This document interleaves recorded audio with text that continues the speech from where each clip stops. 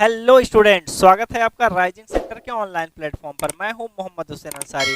जिस घड़ी का, जिस वक्त का हम लोग बहुत बेसब्री से इंतजार कर रहे थे, बहुत दिनों से इंतजार कर रहे थे, वो घड़ी आ चुकी है। जी हाँ, एसएससी जेईई 2022 का नोटिफिकेशन आ चुका है। तो टेलीग्राम पर लगातार मैसेज आ रहे थे, बहुत सारे स्टूडेंट की क्वेरी थी कि सर अभी हम जस्ट डिप्लोमा पास किए हैं, क्या हम लोग एसएससी जेईई 2022 का फॉर्म भर सकते हैं।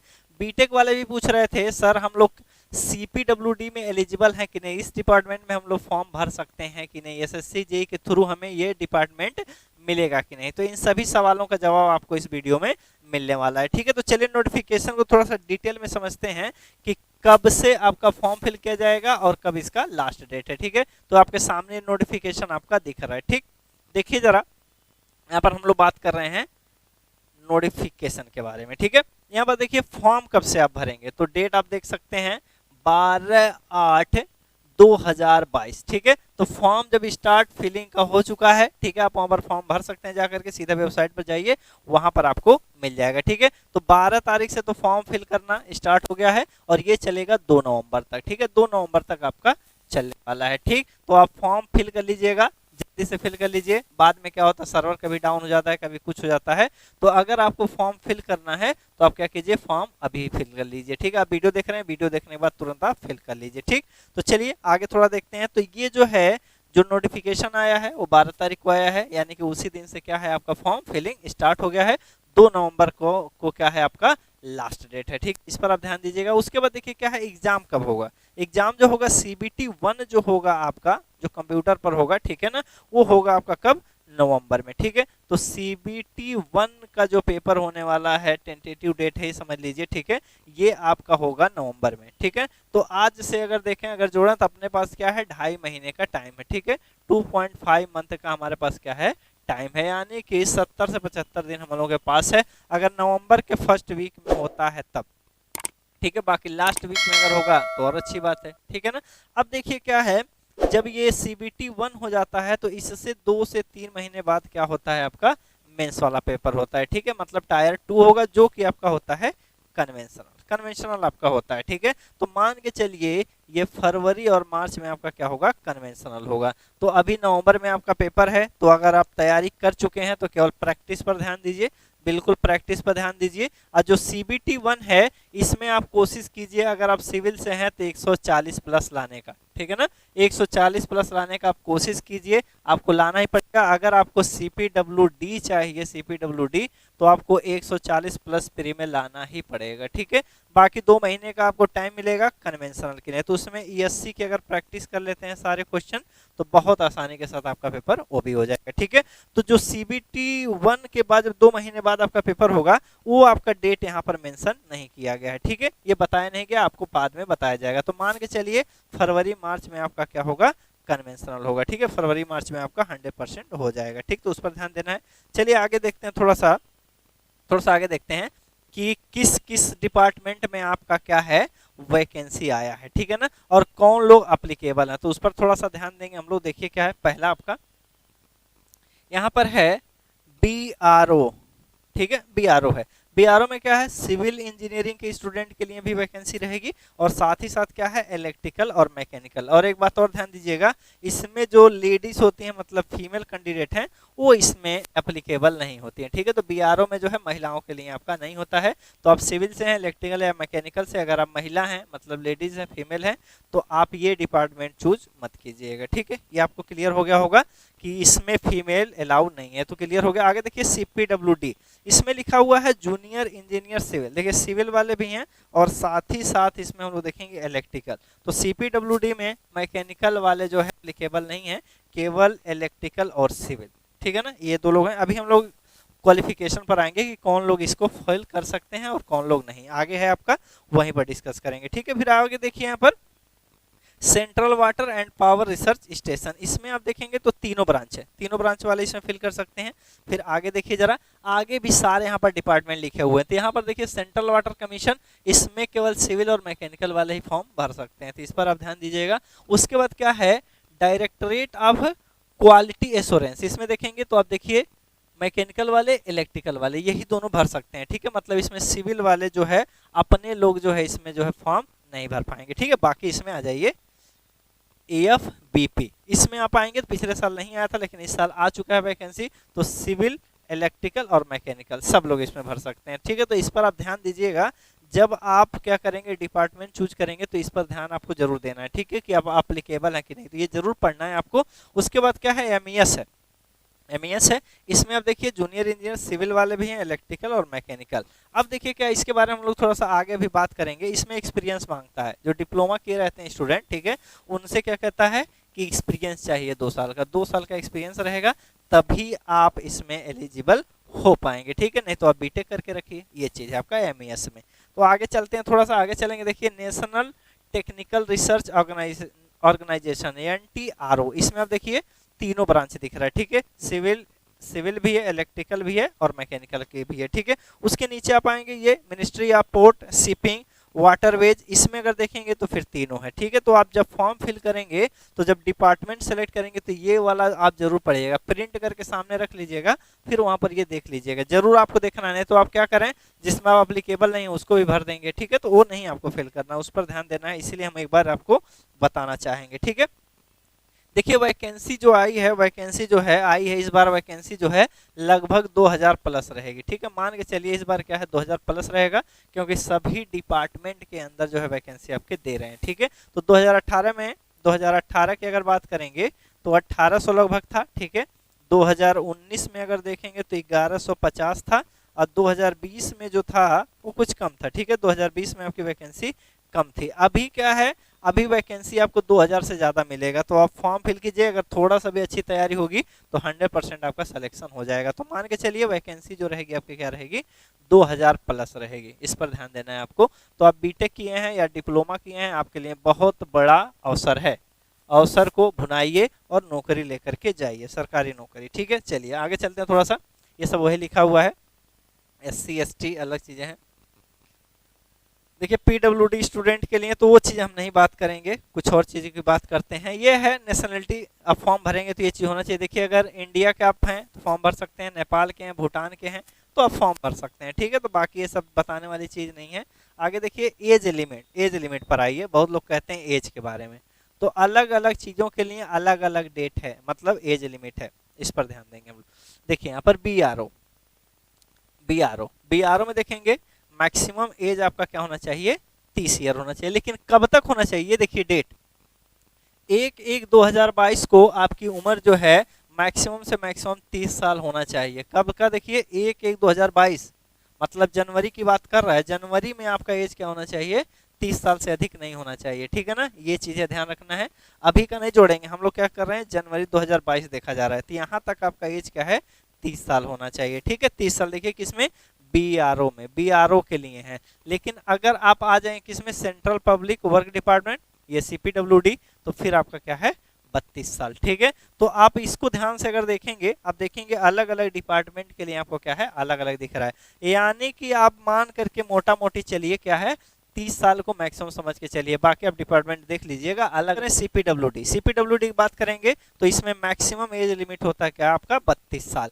यानी कि आप 1 जनवरी 2022 को आपका उम्र जो मैक्सिमम से मैक्सिमम होना चाहिए वो कितना होना चाहिए था, 32 साल। इससे ज्यादा हो जाएगा तो आप एज रिलैक्सेशन देख सकते हैं, अभी आगे उसकी हम लोग बात करेंगे। तो मैक्सिमम एज आपका ये है और मिनिमम आपका क्या है 18 है, ठीक है, उस पर ध्यान देंगे। उसके बाद देखिए आगे जो लिखा हुआ है ये वाला central water and power Research station, आप किसी ब्रांच का देखेंगे तो ये क्या रहेगा आपका 30 साल।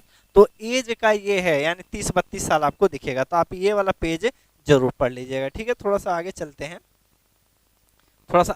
हैं, ठीक है। एज रिलैक्सेशन के बारे में इधर दिया हुआ है, SC ST 5 साल, OBC 3 साल, PWD अनरिजर्व वाले का 10 साल, PWD OBC वाले 13 साल, ठीक है। ये अलग अलग हैं आपके, आप देख सकते हैं, इसको पढ़ लीजिएगा, ठीक है। तो इसमें बताने वाली चीज नहीं है।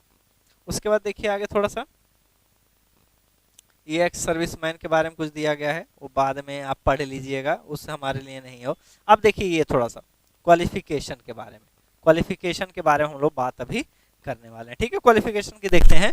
देखिए क्या आपका क्वालिफिकेशन होना चाहिए इस फॉर्म को भरने के लिए, और साथ ही साथ क्या है एक्सपीरियंस। अब देखिए क्या है, यहाँ पर एक डेट लिखा है 2/9/2022 से, यानी इसी दिन जो है फॉर्म फिलिंग जो हो जाएगी आपकी क्या हो जाएगी क्लोज हो जाएगा। फॉर्म भरना क्या होगा, इसी दिन क्या होगा, बंद हो जाएगा, यानी लास्ट डेट है। इतने तारीख तक अगर आप डिप्लोमा कर रहे हैं आपका रिजल्ट आ जाना चाहिए, आ जाना चाहिए। अगर आप बीटेक हैं तो आपकी डिग्री जो है इस डेट तक क्या है आपकी क्लियर हो जानी चाहिए, मतलब आप पास आउट हो जाना चाहिए।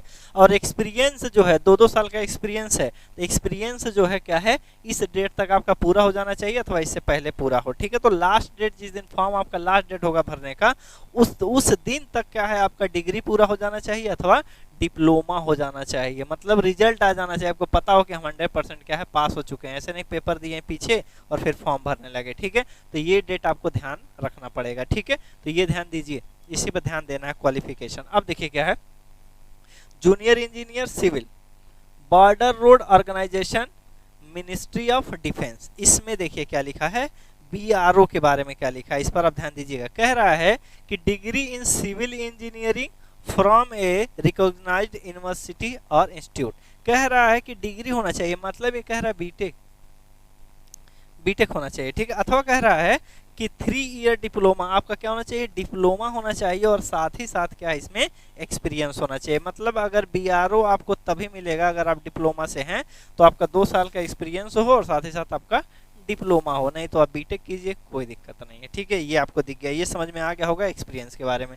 आगे देखेंगे हम लोग, आगे देखिए जरा यहाँ पर आगे, junior engineer electrical and mechanical, ठीक है, Border Road Organisation, Ministry of Defence. इसमें भी वही लिखा है आपका क्या है, इलेक्ट्रिकल में या तो आपकी डिग्री हो, ठीक है, इलेक्ट्रिकल में डिग्री हो अथवा मैकेनिकल में डिग्री हो, या डिप्लोमा किए हो, उसके बाद क्या है आपका 2 साल का एक्सपीरियंस हो, ठीक है ना। उसके बाद देखिए मैकेनिकल में ऑटोमोबाइल से भी होता है और प्रोडक्शन से भी होता है, यहाँ पर बढ़िया से लिखा है ऑटोमोबाइल, ठीक है। तो आप ध्यान से पढ़िएगा तब आप बात कीजिएगा, बस यहाँ पर हल्का सा आपको हम समझा रहे हैं। तीसरा देखिए, तीसरा जूनियर इंजीनियर सिविल, सीपीडब्ल्यूडी। अब बीटेक वालों के यही कंफ्यूजन रहता है कि उनको सीपीडब्ल्यूडी मिलेगा कि नहीं, क्योंकि नोटिफिकेशन में क्वालिफिकेशन लिखा है diploma in civil engineering from a recognised university और इंस्टीट्यूट, केवल डिप्लोमा का लिखा है। तो लोगों को लगेगा कि केवल डिप्लोमा वालों को सीपीडब्ल्यूडी मिलेगा, ऐसा कुछ है नहीं। ये मिनिमम क्वालिफिकेशन है सीपीडब्ल्यूडी में जाने के लिए, मिनिमम क्वालिफिकेशन है सीपीडब्ल्यूडी के लिए, ठीक है ना। यानी बीटेक वाले भी क्या रहेंगे आपके इसमें अप्लीकेबल हैं, तो बीटेक वाले हैं इसमें, ऐसा नहीं कि नहीं है, ठीक है। ये मिनिमम क्वालिफिकेशन है, ये वाला इससे बड़ा है, मतलब ये वाले भी इसमें क्या है जॉब पा जाएंगे, ठीक है ना। तो जो मेहनत करेगा उसी को आपको मिलेगा। तो जहां जहां डिप्लोमा लिखा है ना, इसका मतलब ये नहीं है कि केवल डिप्लोमा वाले रहेंगे, इसमें भाई बीटेक वाले रहेंगे, ये मिनिमम क्वालिफिकेशन है। मैक्सिमम आपका देखिए बीटेक दिख रहा है, एमटेक कोई किया वो भी कर सकता है, ये चीज है आपका, ठीक है। तो बीटेक वाले यहाँ पर फॉर्म फिल कर सकते हैं किसमें, सीपीडब्ल्यूडी में, ठीक है। उसके बाद देखिए जूनियर इंजीनियर इलेक्ट्रिकल, सीपीडब्ल्यूडी में, तो डिप्लोमा इन इलेक्ट्रिकल और मैकेनिकल इंजीनियर जो भी आपका दिया है, ठीक है। अब देखिए डिप्लोमा मिनिमम है, मैक्सिमम आपका क्या हो जाएगा, कुछ भी हो सकता है, तो मिनिमम ये है। बाकी आप बीटेक की एमटेक की हैं तो आप फॉर्म फिल कर सकते हैं और डिपार्टमेंट चूज कर सकते हैं कौन सा, सीपीडब्ल्यूडी, ये है आपका, ठीक। क्लियर हो गया होगा। आगे देखिए जरा, junior engineer civil, Central Water Power Research Station, diploma in civil engineering, तो डिप्लोमा वाले भी इसमें हैं और साथ ही साथ बीटेक वाले, ये मिनिमम डिग्री है। उसके बाद क्या है आपका मैक्सिमम वाला देखा जाएगा, इसके ऊपर जो भी रहेंगे वो फॉर्म फिल कर सकते हैं। तो बीटेक वाले भी भरेंगे इस वाले डिपार्टमेंट को, मतलब वो सिविल से अगर किए हैं बीटेक तो वो भी इस वाले में अप्लाई कर लेंगे, ठीक है। आगे देखिए जरा, junior engineer electrical central Water Power Research station, तो ये इलेक्ट्रिकल वाला तो डिप्लोमा लिखा है, लेकिन बीटेक वाले भी अप्लीकेबल आपके रहेंगे, ठीक है। तो ये चीजें आपकी लिखी हुई हैं, तो आप इसको पढ़ सकते हैं। बाकी इसमें आइए देखिए, junior engineer mechanical, directorate of quality assurance Naval वाला, ठीक है। इसमें आप देखेंगे तो इसमें आपका डिग्री इन मैकेनिकल वालों की डिग्री होनी चाहिए, अथवा क्या है मैकेनिकल इंजीनियरिंग किए हैं आप डिप्लोमा से, और साथ ही साथ क्या है आपके 2 साल का एक्सपीरियंस होना चाहिए। तो अगर डिप्लोमा किए हैं तो एक्सपीरियंस आपका 2 साल रहना चाहिए, बीटेक किए हैं तो कोई दिक्कत नहीं है, एक्सपीरियंस की जरूरत नहीं है, ठीक। चलिए आगे देखिए, तो ये सारी चीजें तो आपको थोड़ा सा उधर ऊपर समझा दिए हैं, तो आपको समझ में आ गया होगा। तो ये चीज इधर देखना है, बाकी इधर आपका क्वालिफिकेशन लिखा हुआ, ठीक है। तो हर किसी का है, आप चाहें तो एमईएस का देख लीजिए, डिग्री इन सिविल इंजीनियरिंग, अगर सिविल इंजीनियरिंग से बीटेक किए हैं तब को ये डिपार्टमेंट मिल जाएगा। अगर आप डिप्लोमा किए हैं तो 2 साल का एक्सपीरियंस भी साथ में होना चाहिए, इसका ये मतलब है, ठीक है। चलिए आगे देखते हैं हम लोग। सारे डिपार्टमेंट है, देखिए सब सारे में आपकी वैकेंसी आएगी, जितने भी डिपार्टमेंट आपके दिख रहे हैं सब में वैकेंसी आएगी। यानी वैकेंसी जो रहेगी मिनिमम, देखिए यहाँ पर 22 लिखा हुआ है, 22 लिखा है, 100 भी रहेंगे, 150 भी रहेंगे, तब भी 2000 से ज़्यादा वैकेंसी आपको देखने को मिल जाएगी। ठीक है, तो बहुत सारी वैकेंसी आने वाली है, आप ध्यान देंगे, थोड़ा सा मेहनत करेंगे तो आपका निकल जाएगा, नौकरी आपको मिल जाएगी। ठीक है, चलिए ऊपर देखते हैं, थोड़ा सा और नीचे चलते हैं, कुछ और नॉलेज वाली है। चलिए कुछ और देखते हैं क्या लिखा है।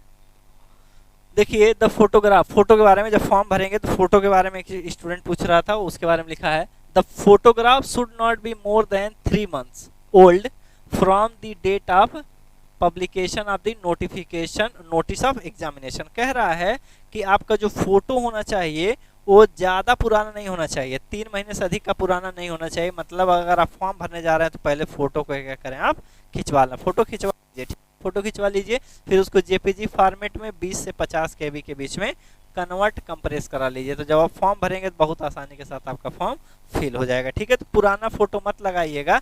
और ये भी नहीं कहा गया है कि उस पर आप डेट ऑफ बर्थ लिखवाए चाहे कुछ भी लिखवाए, कुछ कहा नहीं गया है, वरना ये जो बोल्ड सा आपको लिखा है ना, इसी में ये लिखा रहा था, बस पुराना फोटो ना हो। ठीक है ना, इस पर ध्यान देंगे आप। चलिए तो ये आपका हो गया, बाकी आप पढ़ लीजिएगा स्कैन करके जो भी आपको डालना रहेगा। आगे देखिए जरा, आगे करेक्शन, ये इंपॉर्टेंट है। करेक्शन कब कर सकते हैं, आप मान लीजिए गलती हो गई आपसे, अगर आपसे गलती हो गई फॉर्म भरते हुए, डेट ऑफ बर्थ कुछ गलत हो गया, ठीक है, तो जिस दिन क्लोज होगा फॉर्म भरना, जिस दिन फॉर्म फिल करने का डेट खत्म हो जाएगा, उसके दूसरे दिन ही क्या है आपका करेक्शन का ऑप्शन दिखने लगेगा, करेक्शन दिखने लगेगा। ठीक है, करेक्शन का दिखने लगेगा, आप क्या करेंगे वहां पर करेक्शन कर सकते हैं, ये चीजें हैं। अब ये समस्या की फी लगेगा आपका, अगर कुछ गलती करेंगे तो पहला करेक्शन 200 में, लेकिन इसके बाद अगर कोई एक आधा और करेक्शन करना तो उसका लगेगा आपको 500, ये चीज है। तो आप गलती मत कीजिएगा, एक ही बार में अच्छे से फॉर्म भरिए, ठीक है, नहीं तो 200 फालतू का जाएगा। फीस तो आपका एप्लीकेशन का कम है, लेकिन करेक्शन का आपका ज़्यादा हो जाएगा। ठीक है, तो ऊपर आपका बहुत सारा दिया हुआ था, वो चीज़ें आपको पता होंगी, इसलिए हम नहीं बताए हैं। ठीक है ना, कि कितना फी है, कितना क्या है, वो सबको पता रहे। देखिए लिखा हुआ है, ये सारा लिखा हुआ है। कह रहा पहली बार में अगर करेंगे करेक्शन तो 200 लगेगा, उसके बाद अगर करेक्शन आप करने जाएंगे तो 500 रुपये लगेंगे एक एक करेक्शन पर। तो ये चीज़ उसमें लिखा है, तो आप पढ़ लीजिएगा, हम पढ़े हुए हैं। ठीक है, उसके बाद देखिए क्या है आगे, ये अलग अलग मतलब सेंटर कहाँ कहाँ बनेंगे उसके बारे में है, तो इसके बारे में हम लोग बात नहीं करेंगे। अब फॉर्म भरिएगा, वहाँ पर ऑप्शन में दिखिएगा। ठीक है ना, फी देखिए यहाँ पर क्या है, एग्जाम के बारे में बात किया गया है। तो एग्जाम तो सब लोग जानते हैं, लेकिन एक बार हम यहाँ पर बताएंगे। तो पहला पेपर 1 जो होगा वो क्या रहेगा आपका, सीबीटी रहेगा। ठीक है, 200 क्वेश्चन रहेंगे, टाइम रहेगा 120 मिनट, यही चीज है आपका। देखिए रीजनिंग आपका रहेगा 50 क्वेश्चन, उसके बाद जनरल अवेयरनेस रहेगा आपका 50। जनरल अवेयरनेस का मतलब क्या है, यहाँ पर देखेंगे करंट अफेयर के क्वेश्चन 15-15 दिखेंगे, 16-16 दिखेंगे, तो करंट अफेयर पर ध्यान थोड़ा ज़्यादा दीजिएगा। उसके बाद क्या है, अगर आप सिविल से हैं तो सिविल के टेक्निकल के 100 क्वेश्चन आपके आएंगे। तो टोटल जो क्वेश्चन रहेंगे वो रहेंगे आपके कितने, 200 रहेंगे, 200 आपके रहेंगे। उसके बाद क्या है, समय जो रहेगा वो 2 घंटे का आपके पास रहेगा। ठीक है ना, ये रहेगा आपका 2 घंटे का समय। तो 2 घंटे मतलब 120 मिनट में आपको 200 क्वेश्चन करने हैं। तो यहाँ पर समय कम है, एक क्वेश्चन पर आपको 35 सेकंड ही दिख रहा है। ठीक है ना, 35-36 सेकंड आपको देखने को मिलेगा एक क्वेश्चन पर। यानी जो क्वेश्चन आएंगे ना, क्वेश्चन जो आएंगे उसमें मैक्सिमम से मैक्सिमम क्या रहेगा आपका, थ्योरेटिकल रहेगा। इसका अर्थ यही है, समय कम है मतलब 1 मिनट भी नहीं दिया जा रहा है, मतलब कैलकुलेशन कम रहेगा, तो मैक्सिमम से मैक्सिमम आपका क्या रहेगा, थ्योरेटिकल रहेगा। ठीक है, तो 75% थ्योरी दिखेगी और 25% आपका न्यूमेरिकल। ठीक है, अब थ्योरी में भी बहुत अच्छे अच्छे कंसेप्चुअल क्वेश्चन होते हैं। अब क्या इनका पैटर्न थोड़ा सा बदल गया है, अब क्या कर रहे हैं, क्वेश्चन दे रहे हैं, कह रहे हैं ये ओपीसी सीमेंट के बारे में बात हो रही है, मान लीजिए ऐसे दिया हुआ है, कह रहा है ओपीसी ग्रेड 33 की बात हो रही है, तो लिखा रहेगा 1, कहेगा इसका जो कंप्रेसिव स्ट्रेंथ होता है आफ्टर 3 डेज वो होता है आपका 16 न्यूटन पर mm², इतना होता है। ठीक है, कहेगा इसका जो सेटिंग टाइम होता है, इनिशियल सेटिंग टाइम, वो मैक्सिमम जो होता है वो क्या होता है आपका, इनिशियल सेटिंग टाइम मान लीजिए, कहेगा इनिशियल सेटिंग टाइम जो होता है वो मिनिमम कितना होना चाहिए, वो लिखा रहता है कितना, 13 मिनट। कहता है 30 मिनट से कम नहीं होना चाहिए, इस तरीके से लिखा रहेगा। कुछ और भी लिखा रहेगा, कुछ और भी कहेगा, बताइए कौन सा ऑप्शन करेक्ट है, तो ए रहेगा, कहेगा 1, 2 तीनों सही है, बी कहेगा केवल 1 सही है, सी कहेगा 1 और 2 सही है, ऐसे कहेगा, और डी कहेगा इनमें से कोई नहीं। तो इस टाइप के क्वेश्चन आएंगे तो अच्छे क्वेश्चन होते हैं, नॉलेज जिसके पास रहता है वही इसको कर पाता है, ठीक है। तो ये ध्यान दीजिएगा, अगर आपका क्या है स्ट्रक्चर ज़्यादा आता है, मतलब न्यूमेरिकल अगर ज़्यादा आता है तो आप देखेंगे कट ऑफ थोड़ा सा क्या रहेगा आपका कम हो जाएगा, ठीक है। थोड़ा सा आपका कट ऑफ क्या रहेगा कम हो जाएगा, मतलब कि 115 और 125 के बीच में चलेगा सिविल का, 115 से लेकर के 125। अगर थ्योरी आ गया तो फिर यही क्या रहेगा 125 से लेकर के 135 के बीच में हो सकता है। अगर BMCT ज़्यादा डाल दिया, सर्वे ज़्यादा डाल दिया, तो आपका जो कट ऑफ रहेगा थोड़ा सा ऊपर चला जाएगा, ठीक है। तो सेफ पोजीशन आपका यही है, अगर आप सेलेक्ट होना चाहते हैं, सेफ लाना है तो 140 प्लस प्री में लाना है। उसके बाद क्या करना है, जब मेंस में आप बैठेंगे तो 250 भी आपको अटेम्प्ट करना है। 250 अटेम्प्ट करेंगे तो 200 नंबर आपको मिल जाएगा। बाकी 140 और 200 आपका 340 CPWD आपको आसानी से मिल जाएगा, ठीक है। तो कोशिश कीजिए 140 प्लस हो, मतलब 150 हो जाए, 155 हो जाए, 145 हो जाए, इसी के बीच में आपका चले, मतलब 40 के ऊपर चलना चाहिए अगर सिविल के हैं तब। मैकेनिकल इलेक्ट्रिकल वालों की बात अलग है, ठीक। तो ये तो ऑब्जेक्टिव वाले की बात हो गई। अब एक पेपर और होगा, सेकेंड पेपर। जब प्री निकाल देंगे, जब प्री आपका निकल जाएगा तो फिर से आपका एक लिस्ट जारी होगा SSC के थ्रू। वहां पर क्या होगा, आपका नाम रहेगा। जब वहां पर नाम रहेगा तब आप क्या करेंगे, अगला पेपर दे पाएंगे, पेपर नंबर 2। और ये रहेगा आपका कैसा, कन्वेंशनल। अगर आप सिविल से हैं तो केवल सिविल वाला आपको दिखेगा, सिविल इंजीनियरिंग और स्ट्रक्चर दिखेगा। अगर आपके इलेक्ट्रिकल के हैं तो आपका क्या है, इलेक्ट्रिकल इंजीनियरिंग आपको दिखेगा, मतलब जनरल इलेक्ट्रिकल इंजीनियरिंग। अगर आप मैकेनिकल हैं तो मैकेनिकल वाले। अब यहाँ पर आप देखेंगे ना, यहाँ पर आप देखेंगे तो वही चीज़ आपका क्या है, 6 क्वेश्चन होंगे और एक क्वेश्चन क्या रहेगा 60 नंबर का, जिसमें 5 ही आपको अटेम्प्ट करना रहेगा। यानी मैक्सिमम जो मार्क्स रहेगा वो कितना रहेगा, 300 का, ठीक है। तो यहीं पर आपको क्या करना है, अटेम्प्ट जो करना है 250 प्लस का करना पड़ेगा, ठीक है। तो वहां पर देखेंगे न्यूमेरिकल, अगर सिविल से है तो न्यूमेरिकल आपको ज्यादा दिखेगा, यानी न्यूमेरिकल पर आपकी पकड़ जो है बहुत तेज होनी चाहिए, बहुत तेज होनी चाहिए। क्योंकि स्ट्रक्चर को अगर छोड़ दिया जाए, स्ट्रक्चर अगर प्रैक्टिस करेंगे तो कम समय लगेगा, लेकिन स्ट्रक्चर जो होता है आपका ज़्यादा समय लेता है। बाकी सिविल इंजीनियरिंग के जो सब्जेक्ट हैं उनके न्यूमेरिकल जो होते हैं आपके आसान रहते हैं, मतलब छोटे छोटे में 10 लाइन, 10 लाइन कह रहे हैं, 5 लाइन 6 लाइन में क्या होता है पूरा सॉल्व हो जाता है। बाकी स्ट्रक्चर में जाएंगे तो SFD BMD आपको बड़ा आ जाएगा, RCC में जो स्लैब डिजाइन है वो आपको बड़ा दिख जाएगा, ठीक है। तो बाद में इनको किया जाता है, पहले छोटे छोटे चीज़ें करके अटेम्प्ट कर लीजिए 200। उसके बाद लास्ट में आपको BMD SFD बनाना है, 25 नंबर का वो होगा। RCC का फिर क्वेश्चन आपका रहेगा स्लैब का, एक स्लैब रहेगा 25 आराम से 250 आप अटेम्प्ट कर लेंगे। तो उसी आपसे अटेम्प्ट करना है जैसे आप कर सकते हैं। तो ये चीज़ें हैं, तो ये तो पेपर है आपका, पेपर के बारे में वही सब चीज़ें यहाँ पर लिखी गई हैं। अब नेगेटिव मार्किंग होती है, नेगेटिव मार्किंग की बात करें तो माइनस का 0.25 नेगेटिव होता है, नेगेटिव है। अगर करेक्ट करते हैं, गलत करते हैं तो ये जाएगा आपका, अगर करेक्ट करते हैं तो आपका 1 मार्क्स पॉजिटिव मिलेगा, ठीक। तो ये चीज़ है।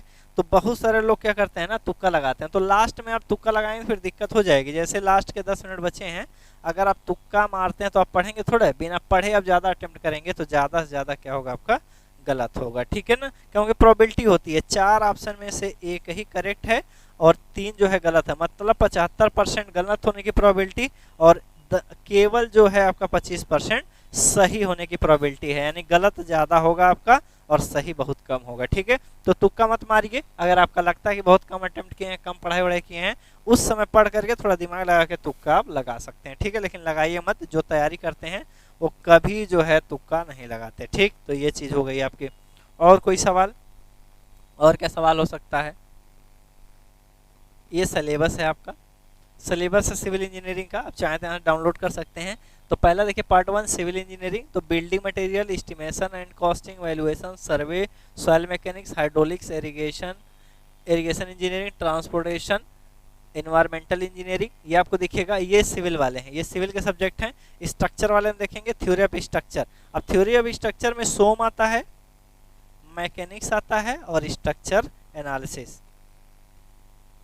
स्ट्रक्चरल एनालिसिस आता है, ठीक है, ये आता है। साथ ही साथ क्या है, RCC है, CT है और उसके बाद क्या है, डिजाइन ऑफ स्टील है, ठीक है ना। तो आप देखेंगे थ्योरी ऑफ स्ट्रक्चर में सोम, मैकेनिक्स, स्ट्रक्चरल एनालिसिस, ये आपको दिख जाएगा। CT है, RCC है और स्टील है, ये है। तो आप देखेंगे ये आप दिख रहा है एक अलग पोर्शन और ये दिख रहा है आपका अलग पोर्शन, यानी मेंस पेपर देंगे तो आधे क्वेश्चन यहाँ से आएंगे, मतलब 150 यहाँ से रहेगा और 150 आपका क्या रहेगा यहाँ से, और मेंस आपका आसान दिखेगा। तो ये चीज़ सिलेबस आपका ये है किसका, सिविल इंजीनियरिंग का, ठीक है, पार्ट ए। बाकी अन्य है जैसे पार्ट बी इलेक्ट्रिकल का है, फिर आपका मैकेनिकल का सिलेबस ये है। तो देखिए जो तैयारी किया जाता है वो सिलेबस के अकॉर्डिंग किया जाता है और पेपर पैटर्न के। अब चूंकि कंपटीशन लगातार बढ़ता जा रहा है तो थोड़ा सा पेपर का जो लेवल होगा वो क्वेश्चन थोड़े से स्टैंडर्ड रहेंगे, ठीक है। तो ईएस के जो प्रीवियस ईयर के क्वेश्चन हैं ऑब्जेक्टिव उनको लगाइए और कन्वेंशनल के भी ईएससी के ही क्वेश्चन आपको लगाने हैं। चलिए एक बार और ऊपर की तरफ चलते हैं, हम लोग डेट एक बार और देख लेते हैं ताकि आप फॉर्म को जल्द से जल्द फिल करें, ठीक है। तो ये जो नोटिफिकेशन आया है वो 12 अगस्त को आया है, इसी दिन से जो है फॉर्म लगातार भरे जा रहे हैं और 2 नवंबर इसका क्या है लास्ट डेट है, ठीक है। 2 नवंबर क्या है इसका लास्ट डेट है। उसके बाद क्या है पेमेंट कीजिए, last date time for making online payment. Online payment करने का जो लास्ट डेट है वो क्या है आपका 3 नवंबर है। तो 2 तारीख आपका लास्ट डेट है फॉर्म भरने का। पेमेंट अगर किसी कारण नहीं कर पाए हैं तो आप 3 तारीख को भी कर सकते हैं, ठीक है। तो सब लोग यही करेंगे, तो फॉर्म भर लीजिए, आप फॉर्म फिल कर लीजिए। बाकी एक चीज़ और आपको बता देते हैं, अगर कोई फ्रेशर है, कोई स्टूडेंट अभी जस्ट पास हुआ है, ठीक है, उसको एसएससी जेईई की अगर तैयारी करनी है, एसएससी जेईई की अगर तैयारी करनी है, जो स्टूडेंट अभी जस्ट पास आउट हुए हैं, मतलब अभी उनका रिजल्ट नहीं आया है, वो एसएससी जेईई की तैयारी करना चाह रहे हैं, तो उनके पास जो है बहुत अच्छा समय है, क्योंकि एसएससी जेईई की तैयारी में अगर बढ़िया परफेक्शन से तैयारी करना है तो लगभग 10 से 12 महीने लगते हैं, मिनिमम आपके 10 से 12 महीने लगते हैं, जिसमें आपका ऑब्जेक्टिव का भी प्रैक्टिस हो जाता है और कन्वेंशनल का सबका हो जाता है। बाकी आप प्रैक्टिस बढ़िया जब कर लेते हैं तभी आपका पेपर निकलता है। तो हमारे एप्लीकेशन पर एक कोर्स चल रहा है जो कि ऑफर में है, इसका जो फी है वो 3500 रुपये है, लेकिन अभी आपका क्या है मुहर्रम था, रक्षाबंधन था और साथ ही साथ क्या है 15 अगस्त है, ठीक है। इन्हीं सब को देखते हुए कोर्स पर जो है भारी छूट दिया गया है। अभी ये कोर्स क्या है 2499 मिल रहा है, आप वहां से ज्वाइन कर लीजिए और पढ़ाई स्टार्ट कर दीजिए। ये क्लास आपका लाइव चलता है, लाइव है आपका, ठीक है। शाम में 7:15 से स्टार्ट होता है और चलेगा कितना 10 बजे तक। एक आपका बीएम चल रहा है, बीएम कह रहे हैं फ्लूइड मैकेनिक्स, एक सब्जेक्ट जो है आपका फ्लूइड मैकेनिक्स चल रहा है, दूसरा आपका सर्वे है। तो टेक्निकल में 2 सब्जेक्ट आपके चल रहे हैं और एक आपका नॉन टेक है बायोलॉजी, ठीक है। तो शाम में 7:15 से ये चलेगा 10:15 तक, ठीक है, लाइव चलेगा। अगर आप किसी कारणवश जो है लाइव बैच नहीं देख पा रहे हैं, अगर लाइव आप नहीं देख पा रहे हैं लाइव बैच, तो आप यही क्लास जो होती है क्या होती है आपकी रिकॉर्ड हो जाती है, ठीक है। तो क्लास आपका रिकॉर्ड हो जाएगा, अब बाद में भी उसको देख सकते हैं, ठीक है। बाकी आपको जो नोट्स मिलेंगे वो पीडीएफ में मिलेंगे, पीडीएफ नोट्स मिलेगा। अगर आप जो है हार्ड कॉपी मंगाना चाहते हैं, हार्ड कॉपी, तो उसका अलग से पे करना पड़ेगा 2000 रुपये, ठीक है। तो अगर आपको सॉफ्ट कॉपी चाहिए तो बस 2499 में फुल तैयारी आपकी हो जाएगी। एसएससी जेईई 2022 के लिए हम प्रैक्टिस बैच लाने वाले हैं।